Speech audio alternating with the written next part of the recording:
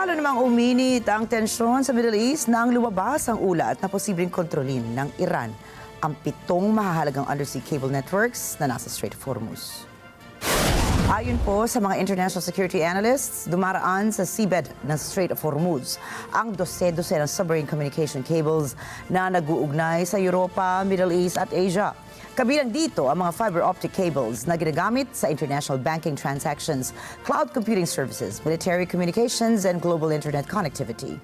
Nangangamba ang ilang cybersecurity and geopolitical experts na kapag pinuntirya ng Iran ang mga nasabing network cables, posibleng maaapektuhan ang internet services, financial markets, satellite communications at mga multinational corporations sa iba't ibang bahagi ng mundo. Mula naman sa Washington, nagresibo ipinahayag ni US President Donald Trump na kayang tamaan at pabagsakin ng kanilang American forces ang Iran sa loob lamang ng 2 linggo kung kinakailangan.